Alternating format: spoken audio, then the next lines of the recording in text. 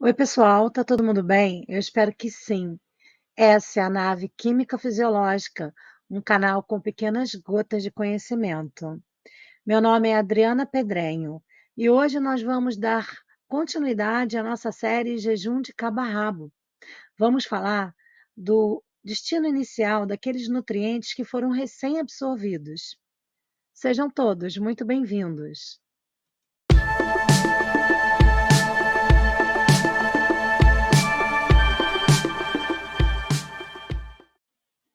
Os alimentos ingeridos em maiores quantidades pelos humanos são exatamente os carboidratos, as proteínas e os lipídios.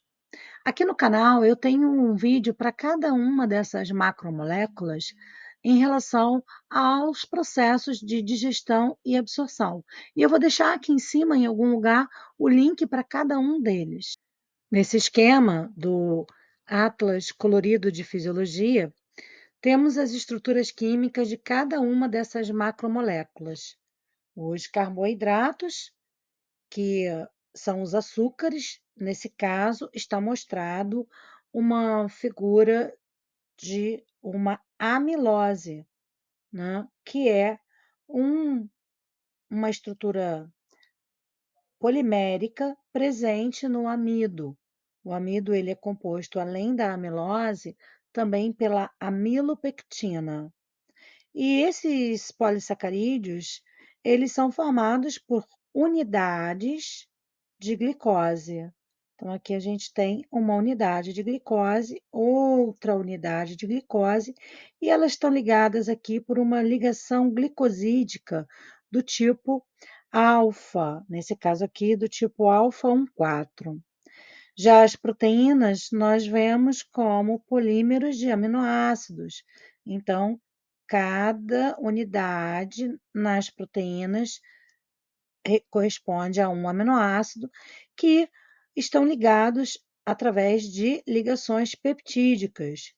E as gorduras, elas são compostas, então, por ácidos graxos, aqui, ó, que essa é a principal gordura ingerida, né? Que são os triacilgliceróis. Então, são 3 ácidos graxos ligados através de uma ligação éster com o álcool glicerol. Então, essas são as macromoléculas que nós ingerimos. Vocês já devem ter ouvido falar dos ômegas 6, 3, 9. Os ômegas são ácidos graxos, né? No caso que tem duplas ligações. Em comum nos triacilgliceróis, porque os triacilgliceróis são gorduras de armazenamento, diferente desses ácidos graxos essenciais especiais, e que a gente vai falar disso mais tarde. Assim como nós temos essas variedades em relação ao valor nutricional das gorduras, também vai acontecer com os aminoácidos. Algumas proteínas têm tipos de aminoácidos diferentes de outras proteínas, e isso altera o valor biológico que cada proteína tem. Então, se a proteína é de origem animal ou vegetal, também interfere na sua constituição. E por isso mesmo é que muito suplemento de proteína tem valores nutricionais diferentes, porque depende da fonte da onde veio aquela proteína. E a mesma coisa pode acontecer com os carboidratos. Alguns carboidratos ingeridos, eles nem são absorvidos, como é o caso da celulose, né, que está presente nos vegetais, porque a ligação glicosídica da celulose, ela não é para baixo, como a gente está vendo aqui, ela é uma ligação do tipo beta, beta 1,4, e nós não produzimos enzimas capazes de digerir essa ligação. Então, vão existir moléculas que nem vão ser absorvidas, então nem vão ser digeridas.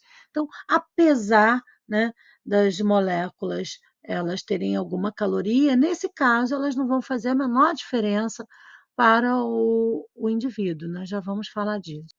Como nós já falamos, Os açúcares e os aminoácidos são absorvidos para o sangue e vão seguir através da veia porta. Já as gorduras, elas são absorvidas como quilomicrons para os vasos linfáticos, a não ser os ácidos graxos de cadeia curta, que também podem ser absorvidos pela veia porta. Mas a maior parte das gorduras são absorvidas através dos vasos linfáticos, na forma de quilomicrons. Nós vamos falar disso mais à frente e da importância que isso tem. Como podemos observar nesse esquema, os nutrientes que chegam pela veia porta vão passar primeiro pelo fígado e também alcançam rapidamente o pâncreas. Já os quilomicrons seguem pelos vasos linfáticos e só irão alcançar a circulação sistêmica na altura da veia subclávia. Então, antes dos quilomicrons chegarem no fígado, eles vão dar uma volta pelo corpo. Isso faz muita diferença, pois quando os quilomicrons chegam no fígado, eles já foram esvaziados pelos tecidos e terão bem menos gorduras, o que facilita para o fígado, pois toda a gordura que o fígado capta, ele precisa queimar ou empacotar e enviar para o local correto de armazenamento, que é o tecido adiposo.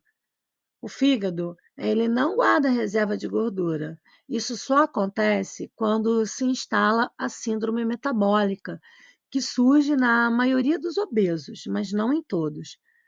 Agora, vamos ver qual o destino para cada molécula durante essas primeiras horas do jejum alimentar, quando estamos na fase metabólica de absorção, ou também chamado estado bem alimentado. Se você não me conhece e gostou do conteúdo, já me segue que é para você não perder mais nada.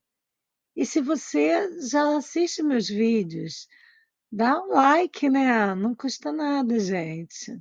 Eu só posso saber se vocês estão gostando se tiver essa reação, tá bom?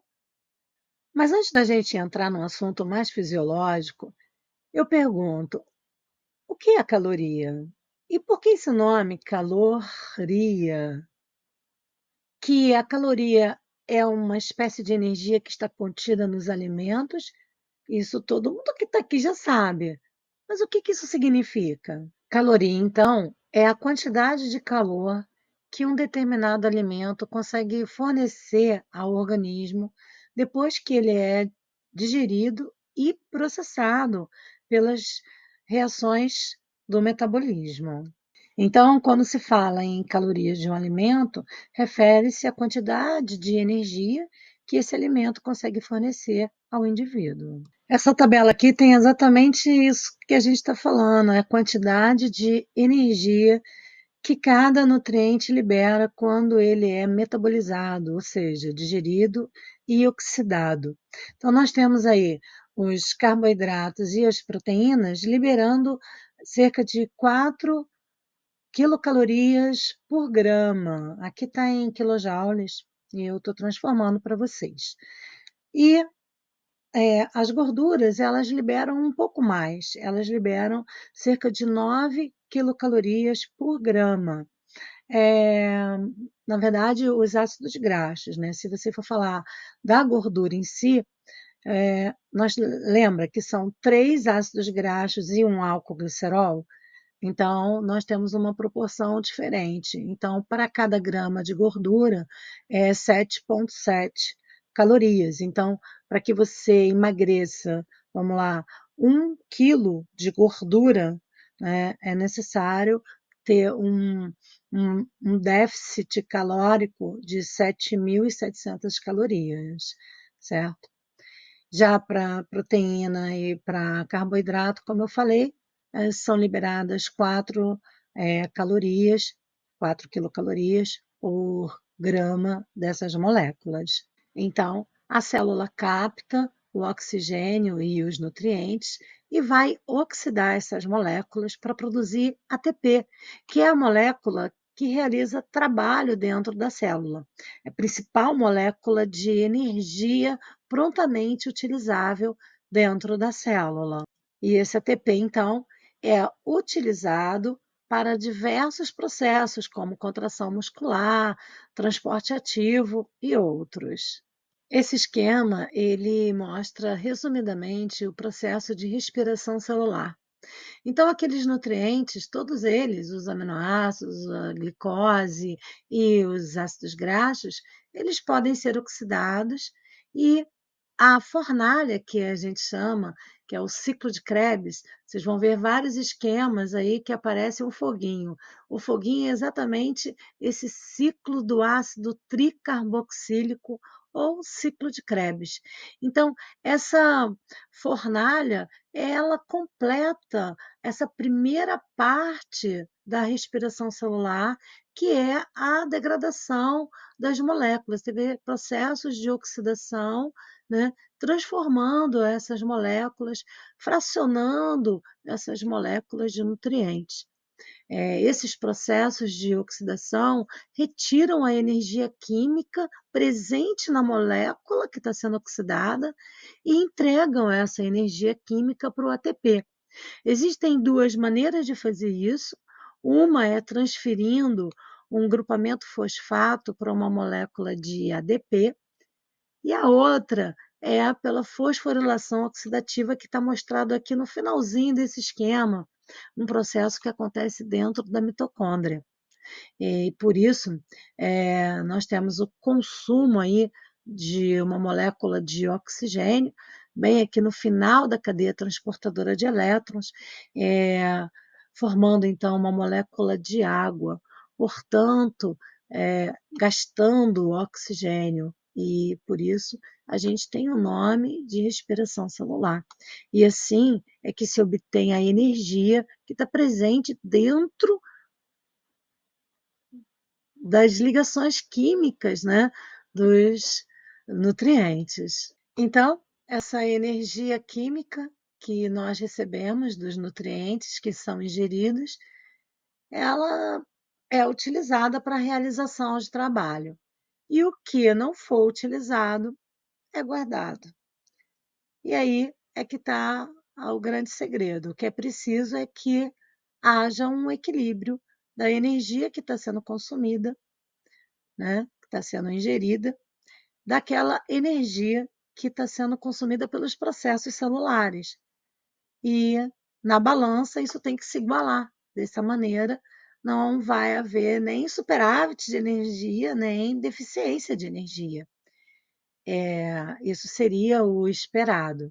Qualquer desbalanço nessa homeostase, nós podemos ter um consumo de energia menor do que o gasto, então vai ter deficiência energética, ou um consumo de energia maior do que o gasto, e aí você vai ter um depósito de energia, que é aquilo que a gente não está querendo, não é verdade? É isso. Não precisamos guardar além do que é necessário.